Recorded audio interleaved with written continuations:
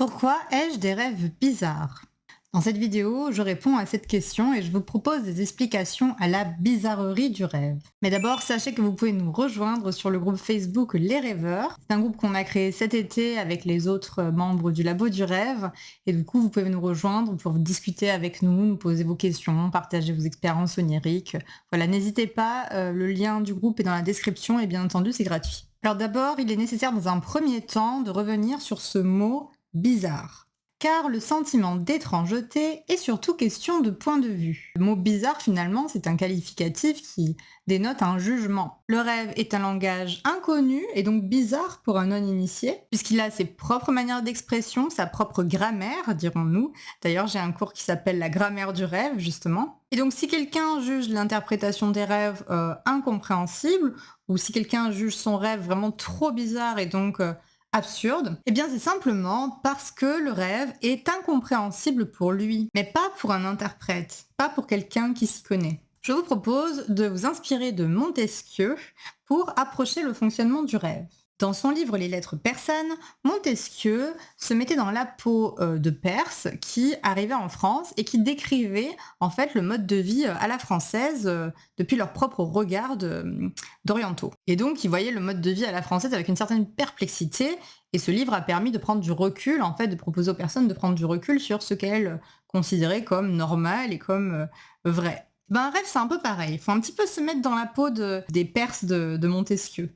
C'est-à-dire pour le comprendre, il faut d'abord cesser de le juger d'après les critères restreints de nos propres connaissances. Il faut donc sortir de notre angle de vue étroit et imparfait. En effet, pour avancer dans la compréhension de nos rêves, pour avancer en onirologie, il faut essayer d'adopter le point de vue de l'inconscient, autrement dit, s'habituer à adopter le point de vue du rêve. Alors maintenant qu'on a un petit peu réfléchi à la notion d'étrangeté et de bizarrerie, pourquoi donc ces rêves dont on se souvient le plus sont des rêves quand même particulièrement étranges? C'est-à-dire pourquoi en tout cas les rêves dont on se souvient particulièrement sont ceux qui nous questionnent le plus, qui nous challenge, qui nous bousculent, qui cherchent à vraiment nous montrer une autre manière de penser qui n'est pas la nôtre, d'où ce qualificatif de bizarre. Alors déjà, sachez qu'un rêve est un type de discours particulier. C'est une première explication. Donc ça, c'est une idée soutenue par énormément d'interprètes et de spécialistes du rêve, mais récemment par un sociologue qui s'appelle Bernard Lahire.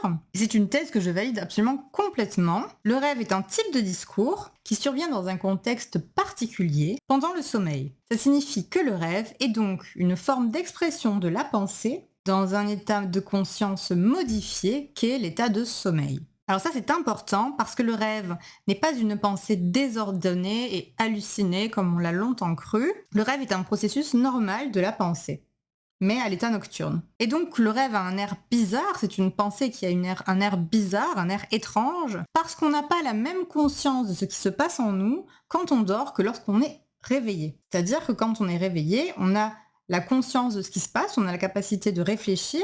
Quand on est endormi, on l'a pas vraiment. Et donc, c'est leur contexte de production qui rend les rêves bizarres, c'est-à-dire le sommeil, la nuit, l'endormissement. Alors, en quoi le contexte de la survenue du rêve est particulier et explique son étrangeté? Donc, premièrement, le fait d'être endormi. Quand on est endormi, il y a une absence de vigilance, et il y a une absence de conscience du moi.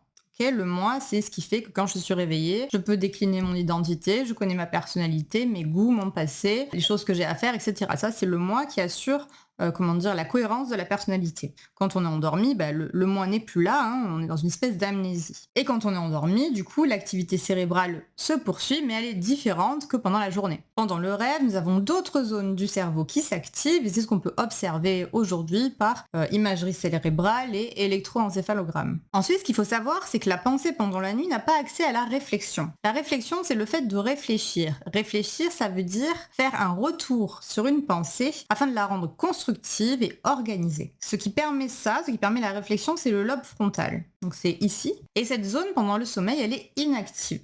Elle peut se réactiver de manière très infime quand on bascule en rêve lucide. Pour les rêveurs qui basculent en rêve lucide, ça se réactive très très légèrement, mais c'est ce qui permet la lucidité. Mais bon, la plupart du cas, pour les gens qui ne sont pas rêveurs lucides et de toute manière, pour la plupart des rêves, la réflexion est off. Résultat, on a une pensée qui n'est pas encore intellectualisée, qui n'est pas encore réfléchie, qui n'est pas encore mentalisée, organisée en mots et donc apte à être verbalisée. On a donc une pensée à l'état brut, c'est-à-dire essentiellement visuelle, émotionnelle, faite de sensations, de mots, d'images, parfois de phrases. Et donc c'est une pensée qui va mettre en scène des petits contes, des rêves qui ressemblent à des petits contes plus ou moins allégoriques, plus ou moins réalistes, plus ou moins chargés émotionnellement et plus ou moins beaux ou plus ou moins inquiétants. Donc l'avantage de cette absence de réflexion, de cette capacité à réfléchir qui est off et donc à analyser, mentaliser, etc.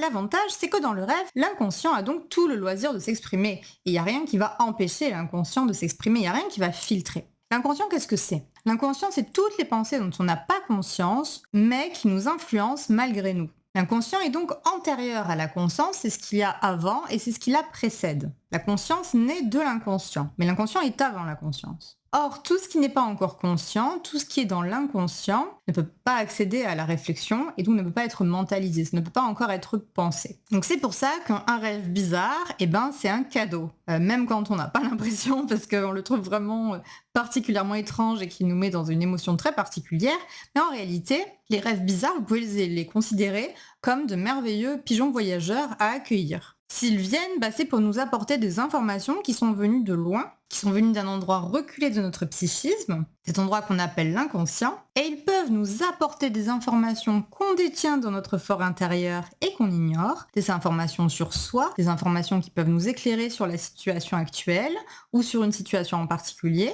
En tout cas, des informations qui peuvent nous servir et qu'on ne croyait pas du tout être capable de détenir. Ensuite, il semblerait que le degré de bizarrerie du rêve, c'est-à-dire le degré de différence du rêve par rapport à la réalité, dépendrait de son moment d'apparition dans le sommeil. Et donc les rêves les plus bizarres, mais également ceux dont on se souvient le plus en général, ce sont ce qu'on appelle les rêves oniriques, c'est-à-dire c'est les rêves qui surviennent pendant la phase de sommeil paradoxal. Or, pendant cette phase de sommeil paradoxal, l'activité cérébrale est intense, les rêves sont très symboliques et ils sont proches de la littérature fantastique ou de vrais films de science-fiction. C'est la raison pour laquelle beaucoup de gens me disent « Ah moi j'aurais dû être scénariste pour le cinéma parce que j'ai des films, non pas j'ai des films, j'ai des rêves, ce sont de vrais films ».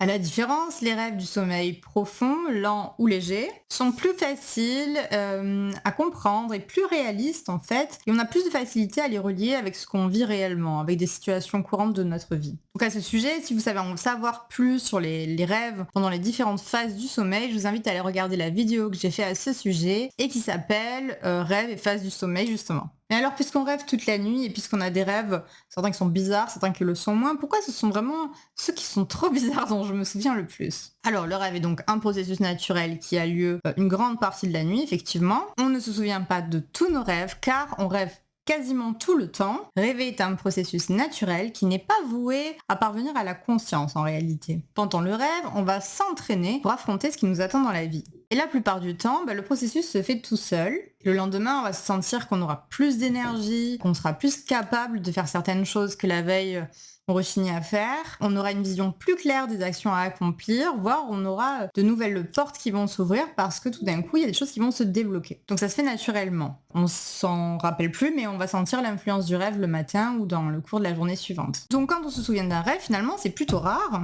proportionnellement à toutes les pensées qui nous travaillent la nuit pendant qu'on dort et donc pendant qu'on rêve.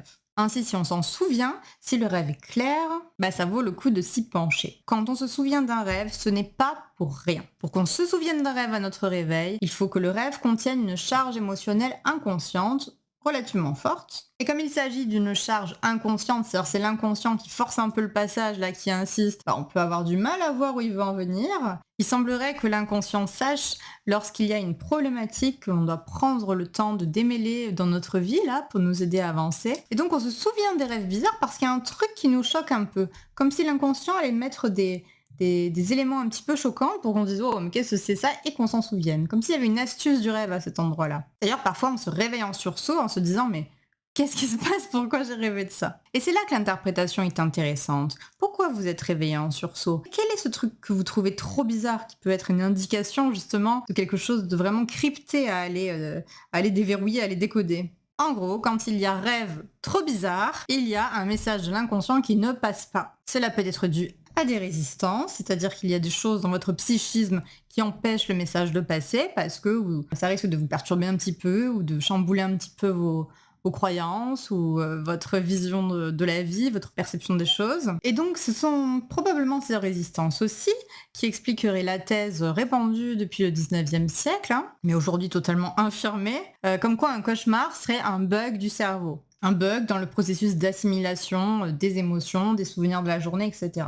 On a longtemps cru cela. Alors en fait, c'est le contraire, hein. Les rêves bizarres, voire les cauchemars, qui sont ni plus ni moins que des rêves émotionnellement chargés, dont ces rêves-là dont on se souvient ne sont pas du tout des bugs du cerveau. Ils sont des signaux que quelque chose ne passe pas, donc des signaux à décoder pour accueillir le point de vue de l'inconscient. Ainsi, un enfant qui fera beaucoup de cauchemars, c'est un enfant qui a beaucoup de mal à formuler certaines choses et il faudrait lui donner le cadre pour pouvoir en parler.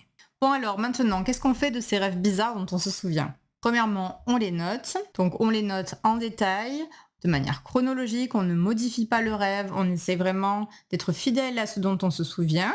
On peut les noter assez tôt dans la journée ou un peu plus tard. Il y a des personnes qui ont besoin de laisser un petit peu de temps pour laisser monter le souvenir du rêve. Ça, c'est vraiment chacun qui fait comme il veut. Les dates, on pense à les dater, on pense à noter les émotions pendant le rêve, les émotions au réveil, les sensations. Ensuite, on cherche à les comprendre, hein, on va se mettre dans l'ambiance du rêve et essayer de comprendre ce dont ça parle. Pour cela, un truc à ne pas faire, c'est ne pas ouvrir un dictionnaire des rêves, donc ça, on ne le fait pas. De même, on ne va pas sur Internet pour essayer de trouver des significations à des éléments qui seraient apparus en rêve. Pourquoi? Si ça vous intéresse, j'ai fait une vidéo spécialement sur le sujet où je dis absolument ce que j'en pense et pourquoi je pense que c'est pas du tout une bonne idée d'utiliser ce genre d'ouvrage. Troisièmement, on va donner ses rêves à interpréter à un thérapeute formé à l'analyse des rêves, si on en a l'occasion. En tout cas, on peut faire la démarche de faire ça si en ce moment on a beaucoup de rêves. Et si on se souvient souvent de ses rêves, on peut se former à l'onirologie pour ainsi faire parler son carnet de rêves et faire vraiment de ses rêves des alliés, hein, toute notre vie. Alors, que va m'apporter l'interprétation des rêves? Donc, grâce à l'interprétation, vous allez tirer au clair ces rêves bizarres. Vous allez recevoir les messages qui ne passent pas. Vous allez, dans un deuxième temps, comprendre ce qui vous bloque dans votre moi, cette personnalité, ce jeu. Qu'est-ce qui me bloque? Quelle est ma conception des choses qu'il faut que je modifie? Est-ce que j'ai des croyances limitantes? Est-ce que j'ai des blocages divers et variés? Enfin, ça permet vraiment de voir ce qui peut coincer. Ça va vous permettre également dans un troisième temps de mettre le doigt sur des conflits intérieurs et donc de pouvoir enfin les identifier pour travailler dessus. Et puis ça va vous permettre bien sûr de vous offrir un moment pour accorder de l'importance à ce que vous ressentez, à ce que vous vivez en ce moment et pour commencer à démêler un petit peu les nœuds. Que ce soit les nœuds dans vos émotions ou les nœuds dans votre vie. Alors pourquoi plus les rêves est bizarre, moins je vois directement de quoi il s'agit dans ma vie. Alors en réalité, plus l'objet du rêve, plus la problématique qu'il cible est sensible, plus elle contient de dimensions inconscientes. C'est-à-dire qu'elle va être loin dans l'inconscient en fait. Le rêve va parler d'un truc qui n'est pas du tout proche de la prise de conscience, qui est assez loin. Et donc l'interprète va justement pouvoir vous aider à mettre à jour les aspects inconscients de cette problématique, de ce que vous vivez en fait, de comment ça vous touche intérieurement, donc de la manière dont vous le vivez, car encore une fois, c'est la manière dont on vit les choses qui fait la manière dont on les voit, et c'est souvent notre point de vue sur les choses qui est inadapté et qui nous fait souffrir. L'interprétation des rêves va donc débloquer comme une fenêtre de compréhension qui pouvait nous manquer, et puis ça va nous ouvrir à une conscience plus large des choses, et donc à un certain apaisement. Et donc une fois que vous allez réussir à traduire le langage symbolique du rêve, là vous allez voir de quoi ça parle, et vous allez voir ce que ça dit. Et en fait, il y aura vraiment un effet de soulagement, en fait, de « Ah ok, c'est ça, d'accord, ok, c'est ça qui me manquait, c'est ça que j'avais pas compris. » Alors vous pourrez me dire « Oui, mais il y a des rêves qui sont tellement bizarres que franchement, j'assume pas et j'assumerai pas les raconter à quelqu'un. » Alors c'est vrai que l'inconscient n'est pas sympa. L'inconscient n'est pas du tout une entité diplomate. En général, il est même carrément gênant. Et il va nous envoyer des rêves qui sont où il peut nous mettre en scène dans des postures très inconfortable. Il faut bien avoir à l'esprit que la plupart des rêves nécessitent une interprétation, autrement dit une opération de décryptage. Un rêve, la plupart du temps, n'est pas à prendre au pied de la lettre, c'est comme un code à craquer. Et puis justement, si vous ressentez de la gêne, si vous n'assumez pas ce rêve que vous avez fait, c'est bien la preuve qu'il y a un truc très loin dans l'inconscient qui bloque la transmission du message de l'inconscient au conscient. Et justement, on va pouvoir en parler, on va pouvoir un petit peu assouplir ces résistances-là qui bloquent. Et c'est pour ça quoi aussi, il faut accorder une grande importance à l'émotion ressentie en rêve et au réveil, hein. Ça va vraiment encore plus nous éclairer, nous permettre d'aller trouver exactement quel est le truc là qui coince au milieu. Alors, est-ce que l'interprétation du rêve suffit pour résoudre la problématique dont il est question et le conflit intérieur? Non, bien entendu, la compréhension nécessite par la suite un changement d'attitude. C'est-à-dire, ça nécessite d'abandonner une croyance, d'abandonner une attitude, une posture qui était donc insuffisante. Et parfois, ça nécessite une action à mettre en place, une action très concrète. Puisqu'un rêve est une invitation à réagir, un rêve bizarre tout particulièrement, et donc c'est-à-dire agir à nouveau mais de la bonne manière, corriger notre manière d'être dans l'action. Donc si on interprète un rêve de ce genre-là mais qu'on ne change rien, ni à nos attitudes, ni à nos actions, ni à nos pensées, ni à notre manière de concevoir les choses, etc., rien ne changera, hein. Si on change rien, rien ne changera. Comment je sais si mon rêve a été correctement interprété? Donc s'il y a eu une interprétation, une compréhension, vous avez ciblé de quoi il s'agit, que vous avez ciblé le truc qui coince et que vous avez vu de quelle manière vous deviez changer les choses pour que ça soit résolu quelque part, aussi bien intérieurement que dans la matière. Et si l'action a été posée dans la vie, hein, si ça vous a impulsé une décision, une action concrète, rapidement, il va y avoir un mieux-être, il va y avoir un soulagement d'une tension intérieure qui peut être de l'anxiété, du stress, une hésitation, une peur de l'erreur, etc. Si on voit que la problématique, elle ressurgit dans des rêves postérieurs, c'est probablement qu'il faudra l'aborder, cette problématique, y revenir, en voyant d'autres aspects en fait de ce qu'elle engendre. En effet, plus une problématique est existentielle, c'est-à-dire plus ça touche à quelque chose de profond et d'important, et plus elle va entrer en résonance avec différents domaines de votre vie. Et donc si vous avez résolu quelque chose, admettons, dans la sphère professionnelle, il se peut que vous deviez ensuite résoudre la même chose dans la sphère sociale, dans la sphère intime, etc. Donc, plusieurs rêves peuvent parler de la même problématique. Oui, tout à fait, d'où l'intérêt de travailler sur plusieurs rêves, sur ce que j'appelle des séries de rêves. C'est Toby Nathan qui dit « Le rêve est une réponse à une question que l'on ignore ». Et je trouve que c'est particulièrement juste pour des rêves comme ça extrêmement bizarres, puisqu'en fait, plus la problématique est complexe, délicate ou juste existentielle, plus elle revêt d'aspects que l'on rencontrera dans les rêves suivants, mais de manière quand même assez bizarre. On va avoir une série de rêves qui est particulièrement bizarre. À ce propos, j'ai fait une vidéo où je fais comme ça une comparaison entre les rêves et une série télévisée ou une série Netflix. Vous pouvez voir la vidéo sur ma chaîne. Et donc pour reprendre l'image de la série, comme dans une série, quand on est imprégné de l'univers de cette série de rêves-là, on les trouve plus bizarres à la fin, on les voit comme de nouveaux épisodes à chaque fois de la problématique en question pour nous montrer notre évolution. Et puis du coup, on voit chaque rêve comme un rebondissement et on voit l'enchaînement de ces rêves et donc l'enchaînement de ces péripéties et de ces rebondissements et on se dit, dis donc, celui qui a imaginé tout ça, c'est un scénariste super doué. Qui est ce scénariste? C'est votre âme, hein, c'est votre inconscient. Si vous voulez découvrir le scénariste qui est en vous et l'inviter dans votre vie à vraiment partager vos décisions et vraiment être beaucoup plus présent qu'il l'est aujourd'hui, vous pouvez aussi vous former à l'onirologie, c'est-à-dire l'interprétation des rêves. Et pour cela, je vous propose d'accéder immédiatement à un cours gratuit. Donc vous allez trouver le lien dans la description. Dans ce cours, vous apprendrez à interpréter les rêves sans dictionnaire des rêves. Et ainsi, vous serez plus à même de voir ce qu'il se passe dans votre psyché. N'hésitez pas à réagir à cette vidéo en commentaire, à me poser vos questions et à vous abonner à la chaîne. Merci beaucoup, à bientôt!